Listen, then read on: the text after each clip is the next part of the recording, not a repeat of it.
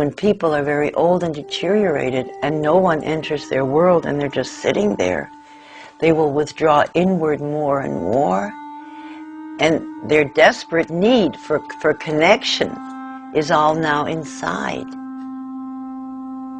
And if a person is all alone, even if they're very, very deteriorated, there's a longing for this kind of closeness. Mrs. Wilson? Hello. You want me to sit? Can you see me good? Gladys Wilson is a wonderful example of a person who is in the phase of repetitive motion, where people use movements, repetitive movements, because they don't have any more speech or very little speech, but they have human needs that need to be expressed. You're crying.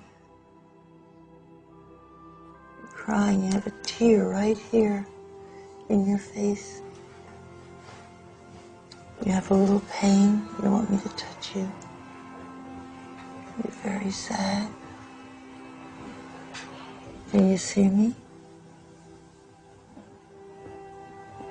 Is it scary? Are you afraid? And if this person sits with their eyes closed, rocking back and forth, and maybe there's a tear coming down, there's a need there. Here. There's a little tear that's coming out. Do you feel it? You feel a little tear? If you gently use touch, and I touched Gladys Wilson for the fingertips right here on the cheek, is where the mother usually touches a child. If you touch an infant there, it looks up, and every cell remembers where it was touched by the mother. And often that person knows, even if they can't say a word at that moment, they won't talk, or they don't want to talk, but there's a communication, and that person is no longer alone. Can you let me in a little bit? You think? Just a little? You think I could be with you and Jesus for a minute? Jesus loves me, this I know, for the Bible tells me so. I used music, because when speech is gone, music, especially with Gladys Wilson, it was religious music, because there's emotion tied to it and safety tied to it. So I used her old church songs.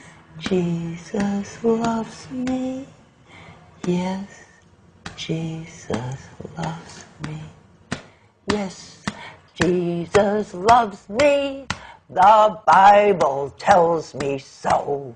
What I did was, when she moved, I moved with her. And when I was singing, because she didn't sing with me, so I matched the intensity of my voice to the intensity of her movement.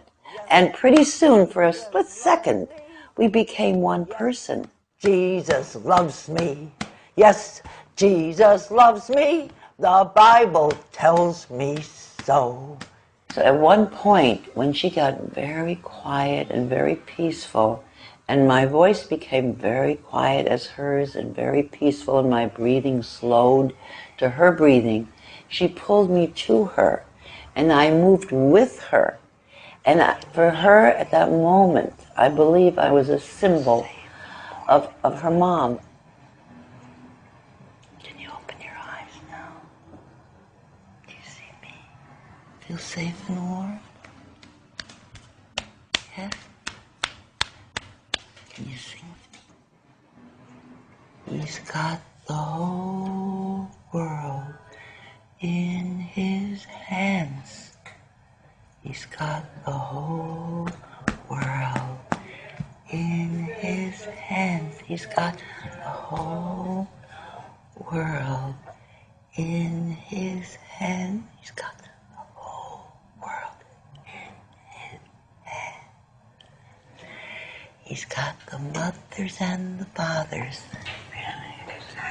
He's got the mothers and the fathers in his hands. He's got the mothers and the fathers in his hands. He's got the whole world in his hands. He's The breakthrough doesn't happen every time. The person will not always open their eyes and look at you. But if you keep trying, and you keep centering yourself, and really look at that person, and really mirror their movements, maybe not this time, but the next time you come, you'll have a communication. You feel safe. You feel safe? Yeah. With Jesus? Yeah. And me?